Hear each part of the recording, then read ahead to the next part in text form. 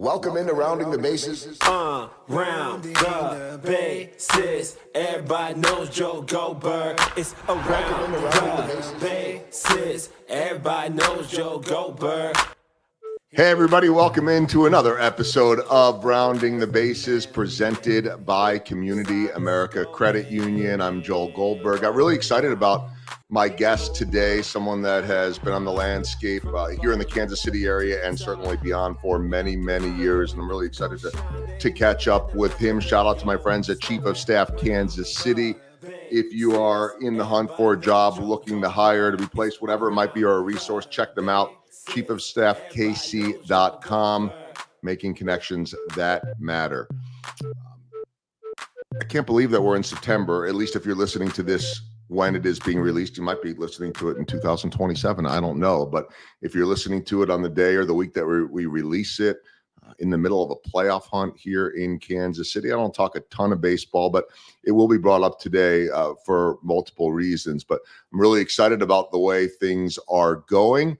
And I'm really excited about my guest. I'm joined today by Dan Hesse, the veteran trailblazer of tech and mobile comms, perhaps best known for his transformative role as the chief executive of Sprint Corporation. His influence can be found nearly everywhere. And though retired from his chosen vocation of business, by the way, I don't think anybody at that level ever retires. I haven't seen it yet. When it comes to leadership, his work is never through. His latest success is the CEO Academy of Kansas City, an innovative program preparing the next generation of business executives for careers as rich in impact as they are civically. It's all important. It's all an important piece to this. And I am excited right now to be joined by Dan. How are you, Dan?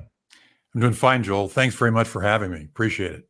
It's great. It's great to have you. And I certainly want to go back and visit all of the career. Do I have that right, by the way? I've never met a high-level CEO that ever fully says, yep, I'm done. I'm not doing anything else. You still get that itch, don't you? Well, I miss the people, but I don't have the, we'll call it, I don't think the capacity or drive to run a big company full time. So I'm on a couple boards of directors of companies and then a lot of nonprofit boards and other projects like the one you named, the CEO Academy over at UMKC's Block School.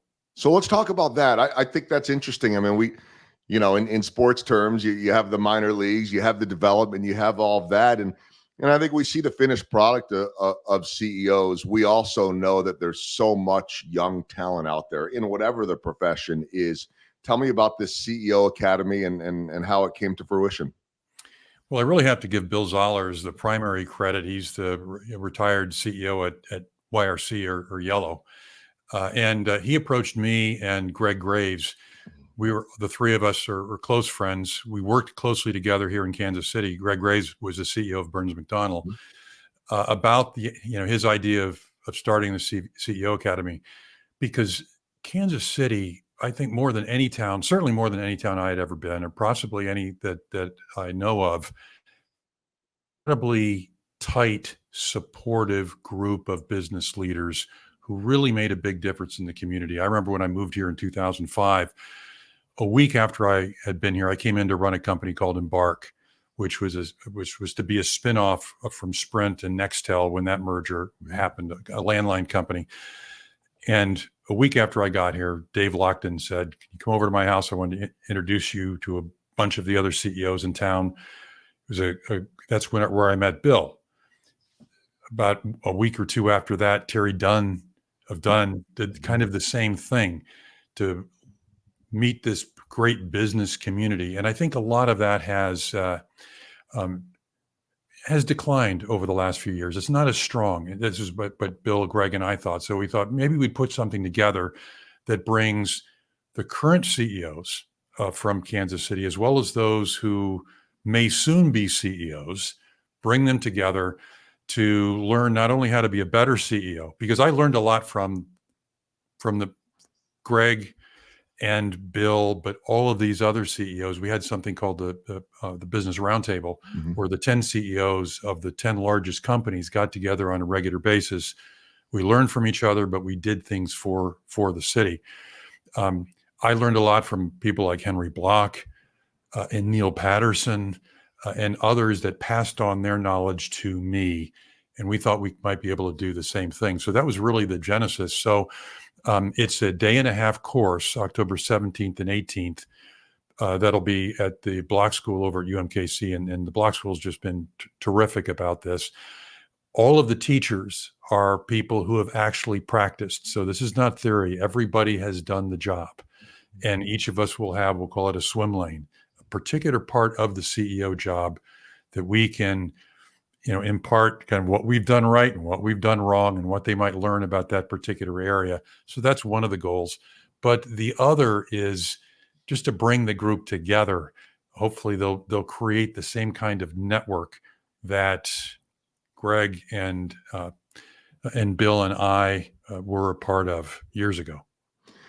All right, I've got a few things that I want to follow up on. First off, on your end, then, what would your swim lane be, so to speak? You all have a little something different to add, I think, and also probably a lot of similarities. I mean, I've always thought that a CEO at that level, there are only so many people that know what that feels like, what it's like to go through it. I would imagine that that's some of the camaraderie that group had, where, who do you not only bounce ideas off of, but vent to a little bit? Who understands the pressure? It's the same thing for a major league manager. There are only 30 of them. No one else knows what that feels like in the moment, the ups and downs. What's your swim lane? Yeah, mine is culture. So each of us, so Bill Zollers has strategy. Dave Dillon has feedback, not only how to listen to it from customers or investors, but how to give it. Beryl Raff talks about the board, and actually she's going to talk about succession. Brent Schaefer will talk about the board. So we have a lot of people have picked. Greg Graves is going to talk about the personal characteristics of the greatest CEOs in history. What kind of qualities did they have? So everybody's picked a different topic. So mine is culture. So perfect. That, by the way, all of those topics, maybe over time we'll chip away and get all of those great CEOs or former CEOs on this show. We have had Greg Graves. He was excellent, of course. Terry Dunn was one of my first guests, by the way. You want to talk about someone that is so willing to mentor. I mean, it's an experience, and it's usually get together with Terry at least once a year, twice a year, to get into his office, and he gets in front of that whiteboard. He's almost like a he's almost like a football coach designing plays with the passion. I mean, it's such a privilege to be able to meet people like that. So I'm so excited for everyone that'll be in at that academy. But for me, it all begins with culture. Every one of those pieces, you and I were talking before you came on, that is in large part, I believe, why the Royals were that Cinderella team that won in 14 and 15. It's not just that, but I am reminded every single day that it's more than just the players. It's more than just the talent. And if you look at this Royals team right now, they don't have the highest salary in the league. They don't have the lowest, by the way, either. I mean, John Sherman's spending money. They don't have the most talented players, although you could argue, unlike 14 and 15, they have one of the 2 or 3 most talented players in Bobby Witt Jr. But what they've done still is they've put all the right pieces in place that fit a culture. They've put people. I didn't mention this to you, but I think it's fascinating. I was talking yesterday before we recorded this with Yuli Gurriel, who's the player that they traded at the last minute right after Vinny Pasquantino got hurt. He's 40 years old. He's been in the minors all year long in AAA with Atlanta. He comes up here now. He's filling in for Vinny Pasquantino. He's also a guy that was one of the most popular players on the Houston Astros as they won 2 World Series. I know that was a little bit checkered with some of the cheating scandal and all that. His name didn't come up a whole lot with that. I walked up to him yesterday. Speaks good enough English for us to be able to communicate. Probably wouldn't do that on camera. You do that with a translator. And he started talking about this team and what he's noticed in the few weeks. Here's the sage veteran now, 40 years old, talking about they've got all the right pieces. No one is bigger than anyone else. Everyone believes that they have a role. No one complains about that role. They're quietly going about their business, on and on and on. And so it's a long way for me to, because, I love tying baseball into all of this, of asking you, what are the secrets to building a culture? Because I think a lot of times people don't even know what that means. But I think the ones that get it and know how to build it thrive. Yes, you need some talent, but I think I think talent without culture is a recipe for disaster. I'm curious your thoughts. Yeah, I think there's really three keys to being successful from a business point of view. And this is where culture comes in. One is strategy. You got to have a good plan. But part of a great culture, though, is making sure everybody really understands the strategy, knows the big picture. Second is the team, which is who. So the first strategy is the what. The team is who. And third is culture, which is how. It's how things get done. It's kind of the common bond, the common language, the common set of values that make it all work. And they all have to, those three pieces actually have to complement each other. You can't have a culture that doesn't fit with the strategy or doesn't fit with the players that you have. But I think what's most missed by business leaders is they don't give it the same emphasis as they do other parts of running the company. They don't define it. They don't measure it like they do earnings per share or subscriber loss or whatever those hard financial, what we call, key performance indicators or KPIs are.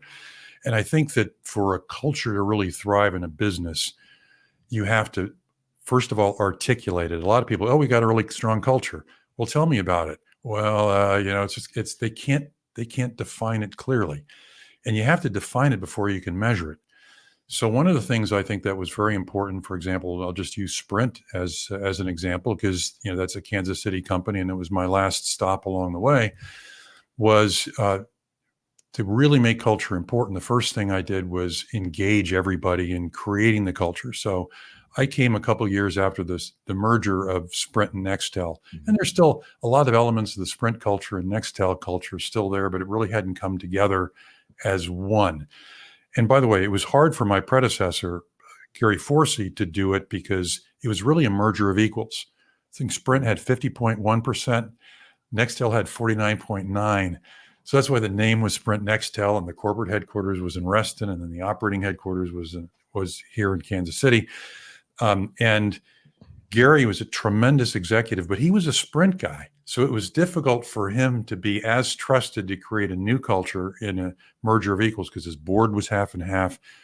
He reported to an executive chairman from Nextel. His chief financial officer was from Nextel, for example. I could come in as an outsider, and this is how I engaged everyone. I said, look, we are going to be one company. We're going to start with a blank sheet of paper. I'm going to engage everyone in helping to vote for the culture that, number one, you think is going to win. And number two is the company you want to work for. Those are the two things to think about. I sent out the 25, we'll call it qualities, of the greatest business cultures I had seen. Said, we're going to pick 10. But I'll tell you, one of those 10, I'm going to pick myself. I'll tell you, so you're really only voting on 9. One of those is going to be accountability. We are each accountable. And I, as CEO, I am accountable for culture. So if the culture is not working, it's not strong, it's on me. So that is going to be one of them. And so I got the input, and I said, because of that, I'm going to get your input, your vote, but that doesn't mean that the 9 that get the most votes are going to be what I pick. I want your input to inform me to make that decision, but this one I own. So number one is engaging it, but number two, every quarter, once I define those 10 things, we do a survey of all the employees. How are we doing on serving customers, on innovation, on integrity, those things on having fun, those things that made up our culture.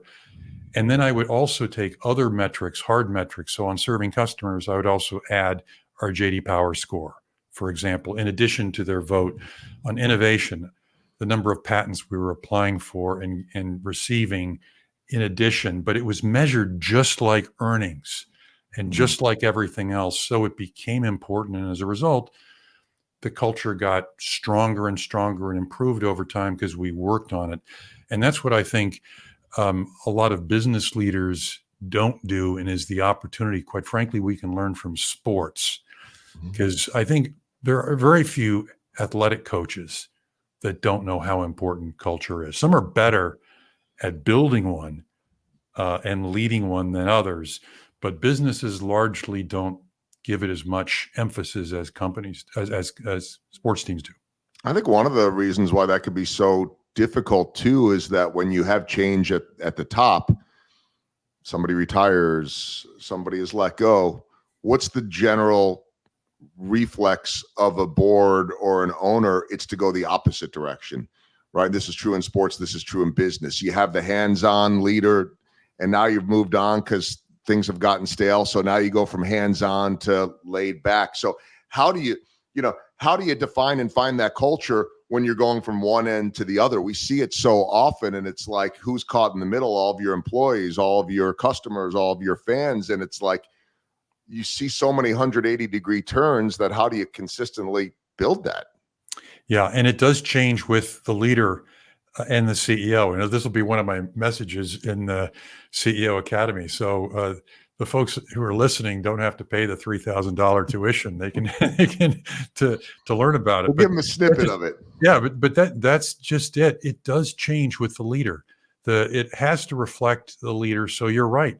When the coach changes, the culture changes, and it may or may not be a fit for the players. So very often, if it's not a fit for the players that stay behind, or let's say the leadership team, they either leave voluntarily. A lot of them seek out other jobs, or the new coach, new CEO will pick other players that fit their culture. So the culture does change with the leader very much. And so do the employees over time. I mean, some of them are there for a long time, but we'll use baseball here, where the shelf life certainly is shorter. Although then again, in the corporate world today, what is the shelf life? I mean, when I was growing up, and I think when you were growing up, you stayed somewhere for a number of years, and that's not necessarily the expectation anymore. And we have potentially hybrid and work from home and on and on and on. It's just a different generation. So I'm curious, and then I know you're not dealing with this as a CEO now, but you'll deal with it some with your academy and younger leaders, is how do you get that buy-in from a younger generation of employees that may not stay very long, that are more, I don't know if transactional is the right word, certainly transitional. Yeah, I think, one is getting back to my earlier example of engagement. Ask them what kind of culture do you think is going to be successful given your worldview, and what's important to you, and what's the culture of the company you want to work for? By the way, one of the things that was also important part of our culture, it made a big difference at Sprint, and what I'm seeing now is even more important to the new generation, is there has to be a sense of purpose. That is very important. They're not just working for a paycheck. Or the company to be successful.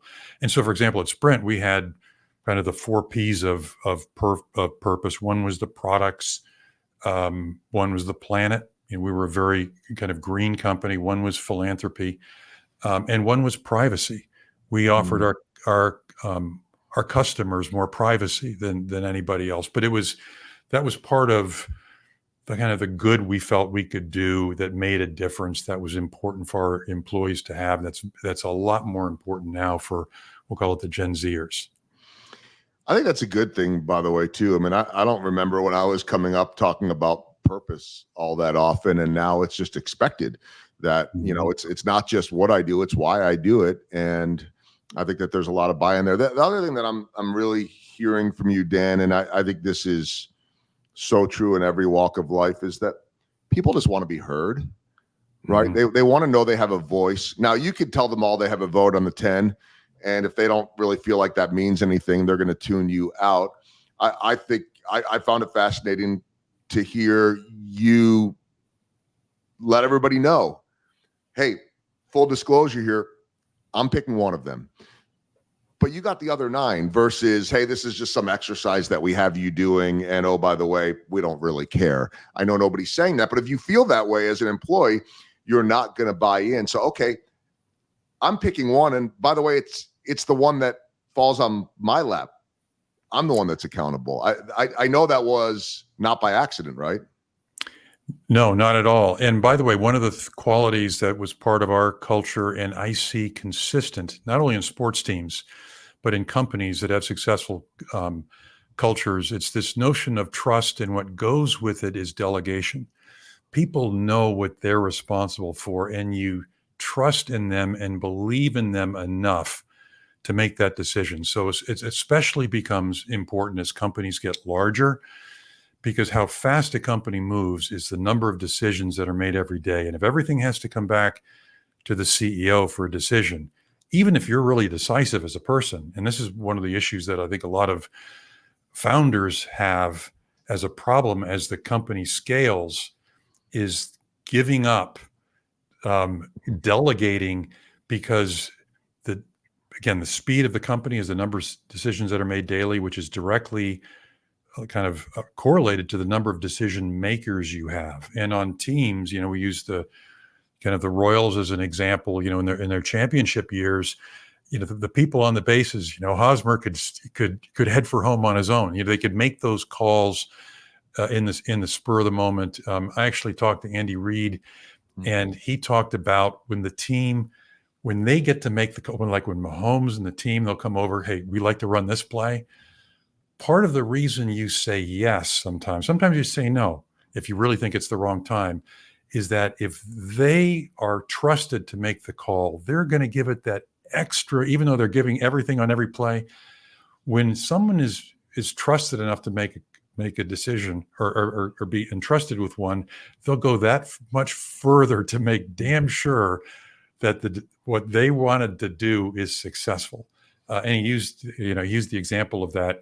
It was the Super Bowl win in Miami, that big long pass to Hill. That was Mahomes came over and they were talking about it. They wanted to run that play, and one of the reasons it was so successful. And quite frankly, the other thing is when the strategy breaks down, when it doesn't go according to plan, when you have this culture of trust and delegation, the team kind of almost like we call them self-managing teams in business. The Royals have been that way. When the Chiefs are the most dangerous is when the play breaks down. The players just know what to do, and better than, if you will, the defense does. When the play takes a long time. I also interviewed General McChrystal once, who wrote this book, Team of Teams. This is part of the concept. And he said, the SEAL Team 6, they went to get Osama bin Laden. And the very first thing that happened, they had this very detailed plan. The helicopter crashes, which meant the whole plan was off. But everybody knew the mission, the objective. They trusted each other. They knew their roles. You didn't have to be looking behind your back because you knew one of your teammates had it. That culture that they had was what allows it to morph, move, change as needed very quickly, which is often what's really needed for success. You hit a key word for me multiple times in that answer, and that is the word or the topic of trust. And it's the number one topic that I talk about. It took me a while to land on it, but I quickly realized, and we're all in the trust business, by the way. I mean, my business is building trust with the players every single day. And I'm not one of them. I'm not a former player. I'm not in their fraternity. I'm not asking to be in their fraternity. What I'm asking for and working at every single day is earning their respect and their trust, to trust me with information that I may not share with an audience, trusting them with information that will allow me to do my job, and on and on and on. And it's something that I take a lot of pride in, and that's why I talk about it. But I'm curious your take, diving a little bit deeper on trust, because I don't think you could have a good culture without trust. I mean, I think the two go hand in hand. Now, I'm talking about building relationships and trust with players so I can do my job and share that information and interviews and, access and all of that. And so some of that is, I think, helpful in terms of clients, prospects, everything outside the organization. But internally, what to you are the keys to building trust within your organization? You jump in there. To me, if you're saying, hey, we want to find out what 10 topics are most important to you in culture, I've got one: accountability. What do you think? To me, already you're building trust by saying, I want to know what you think. I value your opinion. And now I've got to go out there and show you that I'm not just saying it, that I believe in it. How do you go about that and building trust within an organization? By the way, I think you hit it on the head, and you're kind of the end of your statement. It's authenticity, and it's one of the reasons that I told him I was going to pick those 10 things, because as the leader, as the CEO, you have to walk the talk and be authentic. And I wanted to pick 10 things. I wanted their input, but things I knew I could say walk the talk, where I could be authentic, things I believed in and the way I would behave. So I think what builds trust is you say these things are important. This is actually how you're running the company. This is, actually your actions kind of meet or equal your words. So I think authenticity is the most important thing to building trust, is that your actions and words line up. And then it stays with you every day, right? I mean, authenticity is not an every now and then type of thing. It's who you are, I guess, either authentic or inauthentic. I don't know. Yeah. I think, by the way, everybody's just naturally kind of that way. And this, by the way, I was talking to a university president recently and asking her what makes Gen Z different than kind of our generation. And she said one thing they look for is authenticity more than anything. They really can tell the difference, especially in this, you have the world they live in with social media and everything else. And they just really look for authenticity. So I think that's going to be even more important going forward. Yeah, I was going to ask you, but I think I know the answer, but I'll mention it anyway. Could you, if you were to go back, 10 years, 20 years, 30 years, in age at least, and you jump into that CEO chair of a big company with a lot of Gen Z employees, could you do it? And I'm sure you could because of your authenticity, but it's different, right? But the common theme is that authenticity. Yeah. I think I could do it, but it would be harder because, some of the values that we had, although a lot of them are, a lot of the values that we had are becoming more common now. I mean, one of the things I really focused on with my team is I always wanted to make sure their home life was really strong, that it was all about relationships, and part of culture, a big part of culture is building relationships, not only ourselves at Sprint, but making sure that each of my teammates had strong relationships with their families and their friends, because, if you're happy at home, you are a better person at work, and vice versa. If you're happy at work, you're going to be a better, wife or husband or what have you, at home. So I think some of those themes are consistent today. But, there were some old school things that, like just expectations in terms of kind of the 24/7. So I told my team, go make sure you're spending time at home, make sure you're going to your daughter's volleyball game or your son's baseball game, but get the work done later tonight. That later part, get the work done later tonight, might be a little harder with today's generation than mine. And maybe not, I don't know.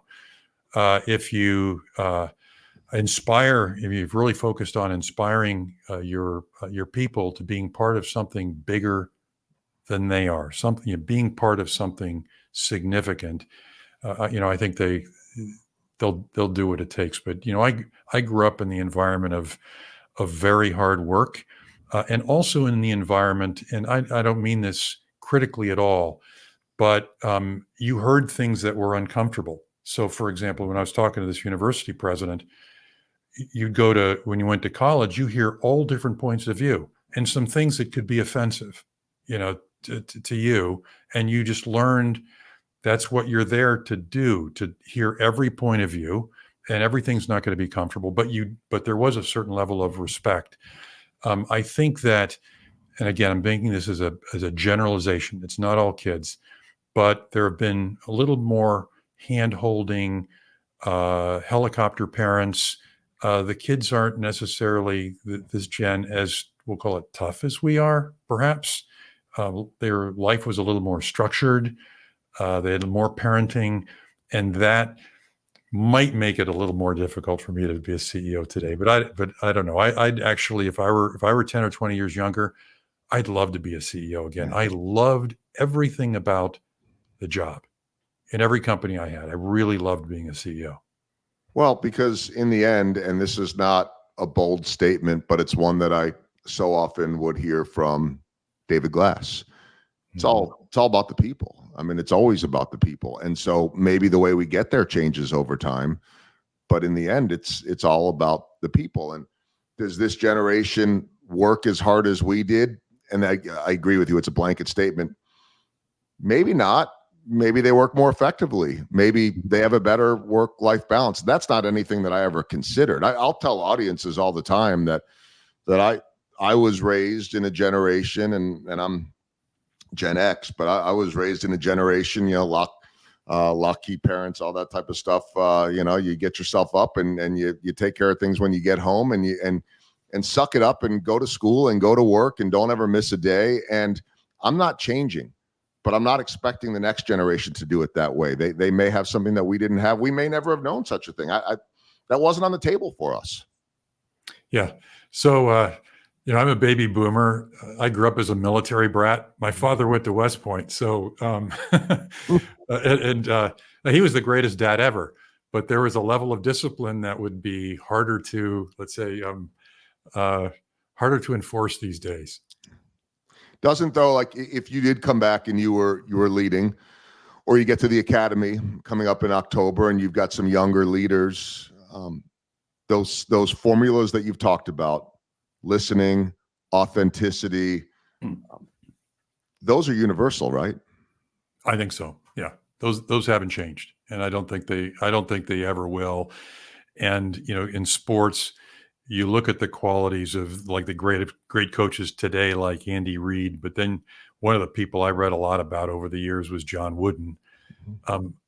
A lot of similarities. And by the way, Wooden was all about culture. He had this triangle or whatever. That was the key to his success. And by the way, getting to Wooden, I've seen some documentaries on him, and when he was getting old and near death, all his players would make an effort to come back and visit. And the one thing another thing I'll tell the CEOs at the academy is what really sustains you in retirement are those people who have been members of your team over the years. They never forget you. They still reach out. They come visit. They call. As a matter of fact, a number of the people let's say students will be former proteges from Sprint who are now CEOs or soon to be CEOs who are flying in from around the country to be part of the academy. You have these relationships that last a lifetime, and you spend half of your waking hours at work. Those are the friends that'll mean the most to you in your life, and your retirement will be very rich if you understand that while you're working. Well said. I think the late John Wooden could coach in any generation, certainly this one as well. The late Bobby Knight, probably not. And he was a legend in his time and certainly entertaining. Only person that's ever walked off on me in the middle of a live interview.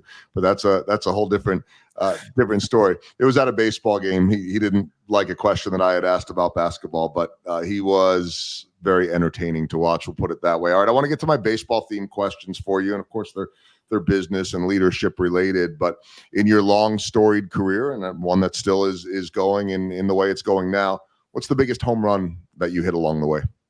I'd say it was the launch of Digital One Rate when I was the CEO at AT&T Wireless back in 1998. A lot of your listeners won't remember at the time, not that many people had cell phones and they certainly never traveled with them because they were expensive. These are the days of when you traveled.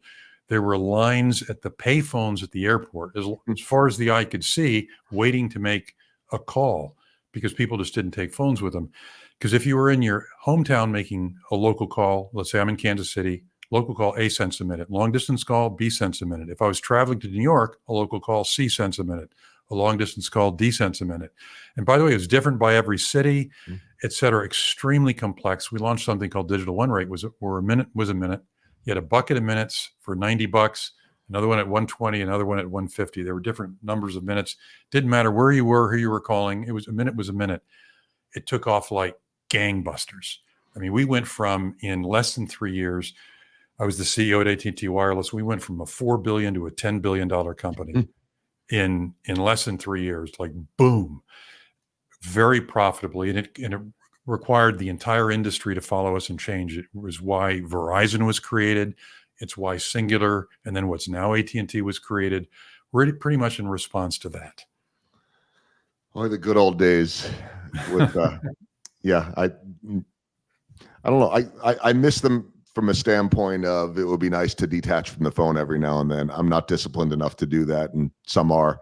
My broadcast partner, Jeff Montgomery, will sometimes say, "Oh, I left my cell phone in the car. I would have already been out in the car 5 minutes ago." And he's like, "I'll get it after the game." So there's a little bit of peace to the old days, but innovation is important. And so you talk about that home run in terms of that innovation, and in terms of a swing and a miss. Well, if you're innovating, there are going to be plenty of swings and misses along the way. And I don't know that the answer to this one is regarding innovation, but how about a swing and a miss along the way? And what did you learn from it? Well, it was right after that. I left AT&T after 23 years, and I loved AT&T, but I decided to go do a startup. I joined a startup, and I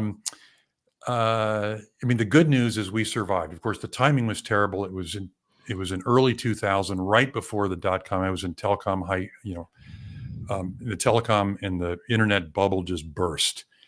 So the timing was bad, but did a startup. The good news is 4 years later, when we sold the company, basically half my shareholders made money, half lost money. To me, just treading water after 4 years was not success. But the miss was, but I did learn something from it. The miss was, I just wasn't great at running a startup in a small company.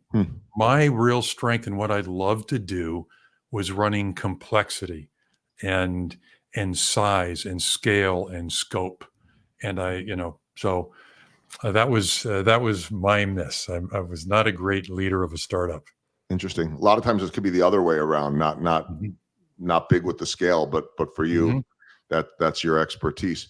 The last question, in many ways, it's been the first 37 minutes of this podcast, so I'll let you hone in on it. But I love to ask guests about small ball, the little things that add up to big results. It's really, I think it's a culture question, but it could be anything, right? I mean, I came up with that question because of the Royals. They were known for their small ball, the bunts. You mentioned Hosmer going home, all those little things that, to me, in the sports world, they don't show up in the box score. It's advancing the runner. What is small ball to you in the business world, or what does small ball mean to you? Well, in culture, there's lots of little things that are important to do. For me, the small ball, in terms of, I think of little things that make a huge difference, especially as CEO, it's recognition. It's just saying, "That was great, good job."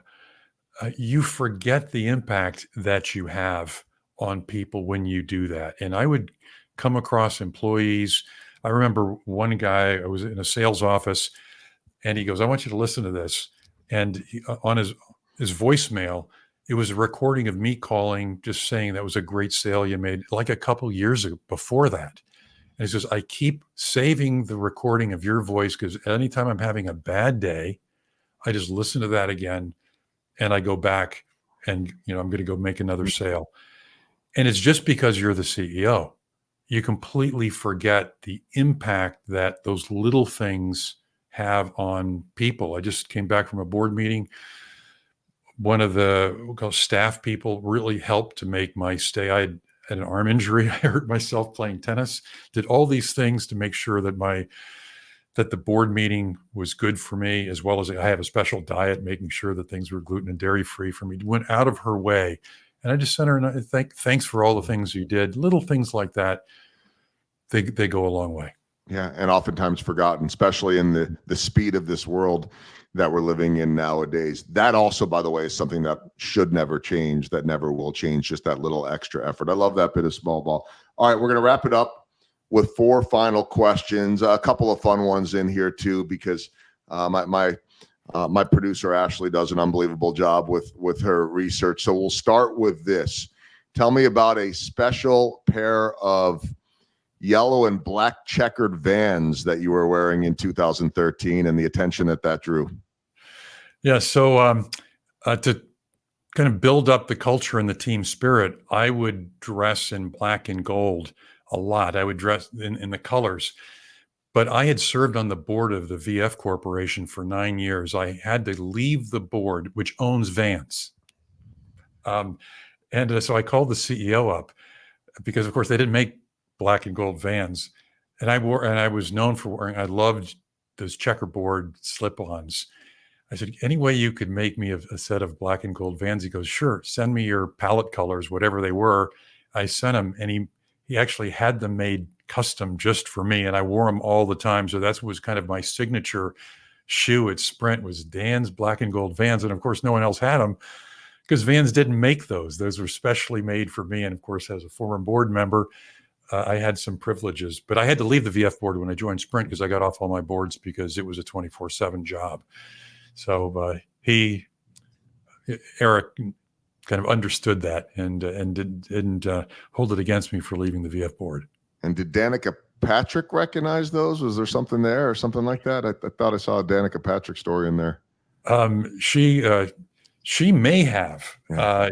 I got to know Danica pretty well because Sprint sponsored NASCAR, Right. and she may have, but I got to know her really quite well, and she was a very interesting person, and I thought she was a great ambassador. She did what she did. A lot of what drove her, because of course there's so many phenomenal women athletes, but they typically compete against other women. She competed, I want to say, in a man's sport. She competed in a sport for anybody, but at the time it was only men. Right. So she was showing that women could beat men, at their game or at their sport, and took her role as a role model very seriously. I like Danica a lot. Yeah, she was a groundbreaking figure, and back then, you're right. I mean, she stood out because she was the one. By the way, I will tell you one person that did recognize a set of Vans. I went to a concert and I had a set of Vans on that were, because I was also into sustainability. So when Vans came out, a shoe that was totally sustainable, it had everything was recycled or recyclable, including kind of it wasn't rubber around the outside. It was kind of this thing that looked like straw or hemp. It kind of looked, and it was actually hemp that went around it. So I walk in backstage. I get to meet Sammy Hagar. He's ready to go on stage in a rock concert. He was here with a band called Chickenfoot. And for those that don't know who Sammy Hagar is, he was the lead singer for Van Halen and Montrose and a number of other bands. And Sammy stops me and he goes, "Geez, Dan, those are great shoes. They look good enough to smoke." And I just had a laugh. That's great. By the way, but he was pouring tequila. He had his own tequila brand back then. And I can't believe it. He was drinking tequila before going on stage. And I sipped it with him backstage before he went on. That was fun. That sounds like a fun profession. I never get to do that before going on the air. Yes, I'm saying right now I've not done that before going on the air. But hey, if you're a rock star like Sammy and a legend from Van Halen and all those other bands, why not? You could do whatever you want with that. All right, second question.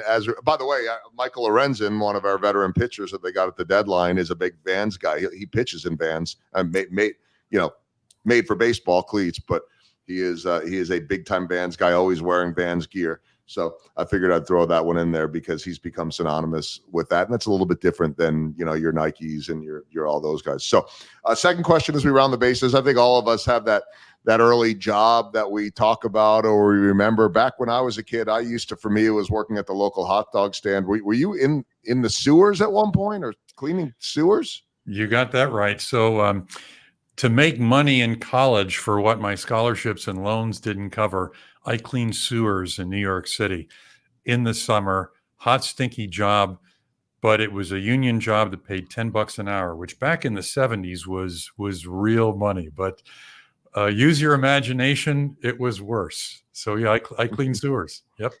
Paying your dues, and there are many other references we could make to that, but you can get it. It all paid off. All right, back then, I don't know what your dreams were, but you've done so much. I'm curious, you couldn't have back then thought about having a podcast. Such a thing didn't exist. I didn't. I wanted to be on TV. That all worked out. I certainly didn't think about hosting pre and post game shows and being an in-game reporter. That didn't really exist other than maybe a national football game, a college football game, Dr. Jerry Punch and some of those guys. There were only a handful of sideline reporters. And so now it's common. People say to me, I want to be a pregame show host when I get out of college. So those things didn't exist. And everybody's got a podcast now. You've got one as well, which I think is a great thing. I mean, I think everyone, if they're interested, should pursue it. And wherever it goes, it goes. Tell me about your podcast. So it's called The Mentors Radio. And what I do is I interview mentors from all walks of life who I think have great life lessons, as well as lessons that largely you can apply to business, a little bit like what you're trying to do, Joel. So I interview generals, admirals, coaches, players, CEOs, even like music producers like David Foster, because he discovered Celine Dion and Michael Bublé and Josh Groban when they were like nobodies and nurtured their careers. I find so many interesting life lessons that we can learn from people who have been successful, and in particular, what success means to them and what makes them happy. Yeah, that's interesting. I think one of the most interesting guests I've had on the show is local rap star, well, international too, but he's from here, Tech Nine. And one of the reasons why I wanted to have him on, and it bared out to be what I hoped for, was he's been successful for generations now. He's done it for decades. You can't do that by being lazy, by not being creative, by being innovative, all of those things. You just can't stay relevant all these years without adapting with the times. And so I found him to be really fascinating. And then he's still going strong in his 50s right now. Okay, so let's wrap it up with this, and then I want to get one more final plug in for the Academy. The walk-off question for you, I just changed it on the fly because sometimes we do these things, right? Step out of the box and you change your game plan a little bit. How do you define success? What does success mean to you? Success for me is seeing those around me be successful and knowing I helped or contribute to that. That's what I get the most satisfaction from. I mean, it's my, for example, now it's my sons. They have a company together. They quit their corporate jobs, both of them. And I'm kind of a non-executive chairman and I'm a bit of a coach. But as I mentioned earlier, a lot of the folks that I was coaching in their careers, coming to the CEO Academy, but seeing how successful they are, seeing your proteges do well. I've had a number of my proteges become successful CEOs. John Ledger at T-Mobile, Dan Schulman at PayPal. I can go right down the list. Mm-hmm. So seeing others be successful is what success means to me. Love that. And it's I think the gift that keeps on giving. It never stops, to be able to see that and passing it on and watching it, almost like raising your kids, right? I mean, seeing and enjoying their successes, the highs and the lows for that matter. Okay. We've talked about the podcast. We've talked about the big CEO Academy of Kansas City, which is not a Kansas City thing. It just happens to be in Kansas City. Let's let people know a little bit more about that if they're listening before the event happens in October. So get your application in by the end of this month, because we close basically admissions on the 30th of September. It's 2 days. It's September 17th all day, and then basically October 17th. Thank you, and then October 18th for breakfast through lunch. Its tuition is $3,000. It's got a terrific faculty, all former successful CEOs at the Block School at UMKC, and it's a great place to have it, because not only was Henry Block just a wonderful person and leader and innovator, but the Block School's an excellent business school that we are lucky to have in Kansas City. And people could certainly find out about you on your website, danhesse.com. For anyone that wants to know more about the Academy, check out the link in the website. Again, if you're listening to this in September, get to it quickly. It's going to be something that I think that any emerging leader or CEO will benefit from, with all the resources and experience that'll be there for those 2 days. Dan, this has been a real treat. I could pick your brain for hours upon hours about culture and leadership, and not to mention all the fun stories along the way as well. And so really appreciate you spending time here on Rounding the Bases. Joel, It's been my privilege to be with you. Thank you. Thank you. Joe Goldberg. It's around the bases. Everybody knows Joe Goldberg.